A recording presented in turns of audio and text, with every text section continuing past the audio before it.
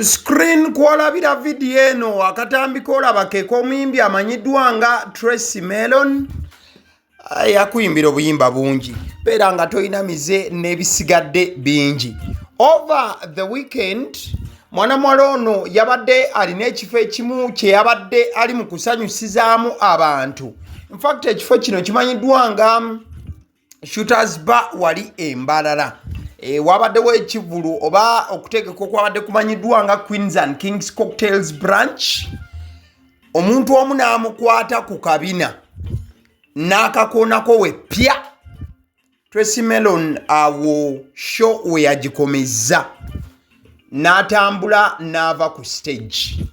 Kati nno olutalo lubaluseewo ku social media olunaku olwange nakusomeza 3 March 2026 oluvannyuma lw'okubeera nti abantu bangi balina endowooza ey'enjawulo ku kikolwa ekyakoleddwa omuyimbi Tracy Melon oluvannyuma lw'okuba nti ye yasazeewo okuba ng'ava ku stage ku kivulu ekyo ekyabaddewo Embalala. In fact waliwo omwana muwala amanyiddwa nga Karen 43 oba yandibanga ava Mbalala. Avuddeyo leero n'agamba nti Tracy Melon has just contributed to her downgrade in Mbalala forever. Ng'agamba nti ekikolwa ekyakoleddwa omuyimbi Tracy Melon okuva ku stage olw'okubanga waliwo omusajja yabadde amukubye ku kabina we pya nti kigenda kubeera nga kissa erinnya lye n'abantu b'Embalala okulaba nti tebakyawuliriza music we wadde okubanga bamufaako. Wabula waliwo omwana muwala Queen Bey yamugambye gwe nno ddambi ekisirusiru ebyo oba olowooza nga omuyimbi anaatulugunyizibwa mu ngeri ey'ebyobukaba just n'asigala nga abatunuulidde butunuulizi. Kati mwana mulezi amanyiddwa nga Kirya n'agamba so Mbalala people are mad at Tracy Melon because she left the stage after a drunk man tried assaulting her on stage and they are totally sure that is her first step to her downfall. Mbalala people, please calm down. The lady was only trying to protect her dignity and we should still not blame her if she slapped that do you know who I am guy. Akirya n'agamba kati abantu b'Embalala bo baagala gamba nti Tracy Melon olw'okubeera yavudde ku stage olw'omusajja omutamiivu okubeera nga yabadde amujooga baagala gamba nti olwagenda kugwa. Then Ghetto Kid n'agamba Tracy Melon must understand the dynamics of her job, not just walking off stage because a fan touched her small nyash. Kati ate Ghetto Kid ye n'ayawukana ku ndowooza ya Kirya ng'agamba nti Tracy Melon alina okumanya omulimu gwe yajjamu. Lwaki abava ku stage olw'okuba nti waliwo just erisajja erimukubye ku kabina bwe pya. Mwana mulenzi amanyiddwa nga Dalton naye abadde n'endowooza ey'enjawulo ku kino n'agamba if artists wants to be taken seriously they must master their personal branding and stage presence. However, performing in bars shouldn't mean they have to tolerate harassment or unwanted physical contact. A venue's environment doesn't excuse a lack of professional respect. Dalton n'agamba nti abayimbi nabo balina okuba nga batandika okuwewamuko ne bamanya nti ddala kati nnyimbire mu bbaala oba ki ate era mukadde ke kamu n'anenya n'abo ababa bazze mu show wabula ne beeyisa mu ngeri etali professional. Wabula mukadde ke kamu Tracy Melon we yabadde alaga obutali bumativu nga gaye amaze okumukuba kabina pya yaddiza gayo ono ng'amukubakuba ne microphone bwe yamaze n'atambula n'ava ku stage. Kati waliwo ekyana ekitaddeyo ekifaananyi kya Gloria Boogie olunaku olwaleero ne kigamba nti meanwhile her competitors kati kino kyo kikoze mu ngeri ya lujeregerero nga kigamba nti Tracy Melon wakati nga bamukubye kabina pya n'ava ku stage ate ye Gloria Boogie bw'atuuka ku stage akunamira ddala nesse kukunama n'abagamba nti mukwateeko mulabe mukwateeko abaana balina effujjo. Kale asite nga tuli mu entertainment stories nga bwe ziri mu kuhappeninga akatambika olaba ku screen ka mwana mulenzi amanyiddwa nga Pallaso gye buvuddeko yakoze statement njagala ombuliro y'omuyimbi aweza hiti 20. Mukola statement yeyo Pallaso yagambye nga totaddeko Bebe Cool nga totaddeko Bobby Wine nga totaddeko Chameleon naye kennyini Pallaso wamu ne Eddie Kenzo yabadde agamba bannayuganda balistingeyo abayimbi nga alina hits eziwera 20. Wabula mu be yayogedde erinnya lya Bebe Cool teyali mentioninze yayogedde Shiba ye Pallaso Eddie Kenzo wamu ne Bobby Wine n'agamba nti teriyo omuyimbi mulala mu Uganda alina hits ziwera 2 kati nno Maro naye challenge ya Pallaso agi steppinze up oba n'agiyingirako akoze lisiti y'ennyimba ze 14 n'agamba kati abawagizi be bongereko ku lisiti eyo ataddeko obuyimba nga biweewo Baby lwe yayimba ne Maya Blue 3 nkwagala ke yayimba ne B2C omuweesi ke yayimba yeka freestyle Crown Lava Rhythm Chikoko Christmas Song Addicted ne Irene Nambiru na Teresa ne King Star Rising Star Chokoba embeera zogende wamwe wamu ne Kamboine kati ze nnyimba 14 eza Maro nagamba nti kati abawagizi be mmwe muba mulaba muteekeko ennyimba endala okweza ennyimba 20 nga Pallaso bwazisaba mulayini efaananako bwetyo kale awo nga tuvuddewo ebifaananyi byolaba bya baby bump ey'omukyala amanyiddwa nga Phoebe one of the celebrated socialites at the same time tiktokers Phoebe yaliko ne ku TV ye yabukedde kivuddeyo olunaku olwaliro n'akakasa nti yazadde baby omulala era n'agamba nti a mother of 2 so the former Bukedde TV presenter Phoebe K has welcomed a second born baby with her partner Nzora olunaku olwaliro so congratulations are in order eri omukyalo yamanyiddwa nga Phoebe K a former TV presenter wali ku Bukedde ate nga kati akwasaganya mirimu gye here and there ebya TV oba yagamba nti nedda kambiddeko ebbali omukulu gw'olaba nno is an artist bangi muyinza okuba temukyamujjukira gayo yamanyiddwa nga Boka Chimi ye yayimba akayimba akamanyiddwa nga ebiruma abayaaye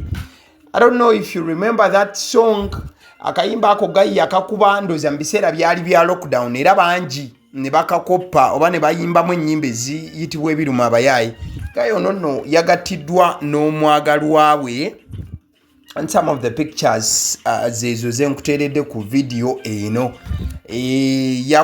yakubye embeera yankusibiddeawo sinkusibiddeawo mukolo bya ddala wamu n'omwagalwa we amanyiddwa nga Mebo mu Denmark eyo ku weekend eno gye tukubye amabega kale away from that omukyala amanyiddwa nga Kapakat nagambe tuli mu entertainment straight away Kapakat yavuddeyo n'akola obubaka eri abawagizi be wabula nga buno bwabadde bwakubanga ababuusa yagambye dear average Ugandan don't fall victim for that social media pressure all they post is highlights in real life people go to work businesses fail losses happen that fancy food isn't eaten on a daily no one gets a vacation every weekend everyone is out here silently trying to survive let's get to work there is always a price to pay ngagamba nti munnayuganda munnanga ali eyo tolaba obulamu bwa social media omutima ne gukubugujja nagamba mu bulamu obwaddala abantu bagenda ne bakola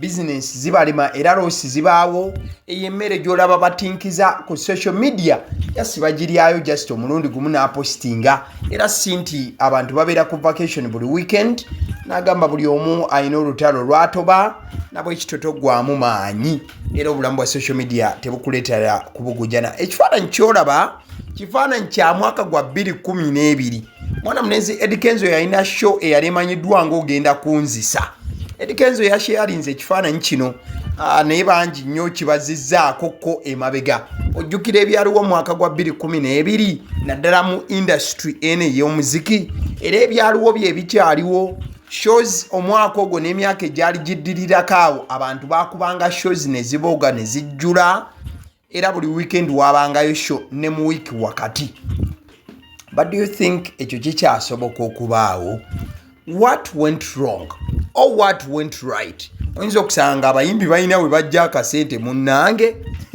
ebitali bivulu n'ensangi zino ebintu byakyuka nesekukyuka yenna and that is the reality kale ekifaananyi kyolaba kya Karo Kasiita awo nno yabadde ne mwana mwala amanyiddwa nga Rita Dancehall ojja kujjukira nti Karo Kasiita alina ekivulu kyateeseteese era agamba nti feno nejja kukibeeramu awo ne Bereya mu May w'omwaka guno gwennyini. So Karo Kasita yategese dance auditions yabadde agenda maaso n'okuba nga ba auditioning aba dancers abayinza okubeera ku kivulu kye. It was a very great turn up recorded. Abadansa abawerera ddala 5 bazze ku auditions zino ez'okubeera nga yeeteekerateekera ekivulu ekigenda okubeera wali ku Serena Hotel era nga bangi ba anticipating that it is going to be a very great show. Just kulindirira bulindirizi kiki ekina happeninga eyo. Kale nga tuvudde wa Karo Kasita ekifaananyi ekyo kyolaba ako katambi ka mmotoka. Waliwo omugagga eyaleese emmotoka mu Kampala n'emmotoka eno ekweka namba puleeti. Kati gayi yabadde ali ku street za Kampala abasirikale gye bamusaliddeko, and the police is not happy with a Jaguar owner. Gayi ono emmotoka eno kika kya Jaguar yateekamu number plate eri automatic. Abasirikale bamusanze ne bamugamba wacha. What is the number plate? You tell him to put the number plate.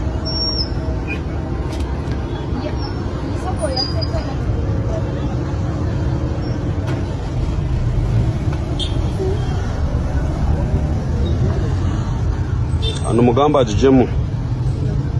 Abasirikale sebo nabo byabalese bibasobodde. Nababuza where is the number plate? Number plate eriwe watuufu. Kale as I'm winding up and getting out of here, amwana mnezigola ba ku screen ye Pallaso. Pallaso yavuddeyo nannyonnyola ensonga n'engeri gye yava mu kkomera bwe yali mu United States of America. Bangi emboozi ye mujogera mugitankana n'okubeera nti muwaayiriza wamu n'okugattamu ebyammwe ebitaaliwo mu reality. So mwana mnezi amanyiddwa nga Pallaso yavuddeyo nannyonnyola nagamba nti temusala bigambo mubeere ku Holland. In fact, kankulekere Pallaso as I'm winding up here. Mzina Benyondo nagamba nkuwadde bbeiro yangu $2,200 bw'ozifuna ng'ogendeeka. Kyova olaba abantu balimba abantu nti bandipootinga, nze tebandipootinga boy. Ezo sente AK-47 nazinoonya n'aweerezaako $1,000 yazijja na ku mukyala bamuyita Jen Hogg, big up on yourself. Yeyo gwe nali brand ambassador wa CDF, Children Development Foundation. Endala zaava ku Reddy and Weasel bampa $200. Endala muganda ngo bayita Henry yampereza $5. Endala muganda wange go bayita Dr. Chameleon yampa $2. Omuzungu ne yeewunya omufirika awezezza ssente amangu ne bazisasula wecca nga tebakyampita nalinnya nali nsula katanda namba 10. Akatanda buno buddeeka mwe mubuyita buddeeka ne eri babuyita bank bed bu bank. CEO yayimirira n'agamba bank 10 nenga yes sir, pack up your bags, you're going home. Mama nyabo nensiba nentambula ngenda okulaba oluggi lw'eggula bannange nfuluma nzira mu lukuubo nangalindira awo banyambuse komera ne baneetolooza. Bwe yantuusa ku eji ekomera tubaneka bracelet ku mukono n'akansalako kataaga ca n'akateeka mu bintu bye. Nangamba oyina engoye mwogendera nga ndi mu uniform ya komera. Nangamba oyina engoye mwogendera. Kale nzikiriza nkutegeze ku bannaffe aba Honey Bites bagamba nti bo omulimu gwe bakola gwa kukolera byakulya eby'abaana abadda ku masomero. We tugamba abaana abadda ku masomero saabo bokka abadda ku masomero wabula n'ababeera ewaka balina package ey'ebyokulya eby'abaana mu line efaananako bwetyo. Gwe bakubire bukubizo bagambe njagala package y'ebyokulya by'abaana abali ku masomero oba abaana abalya ebyokulya. Balina ebyokulya yogera ku daddies, yogera ku binyeebwa, amawogola, yogera ku bagia, yogera ku cupcakes, yogera ku donuts. Osobola okubafuna ku 0709 787508 ate era mukadde ke kamu bw'oba oyagala ku pizza size yonna era namba y'emu ate era mukadde ke kamu bakola ne cake eza buli mukolo babayita aba honey bites. Njagala n'okutegeeza ku bannaffe aba Alson Painters UG bano basiizi ba langi era nga balina obukugu mu kusiiga langi era bamanyi ne langi ki egenda ku kizimbe kyo era mu ruumu ki tebasobola kuddira langi yandigenze mu kisenge ate ne bagisiiga mu ddiiro ey'omu dining ne bagisiiga mu kinaabiro nedda.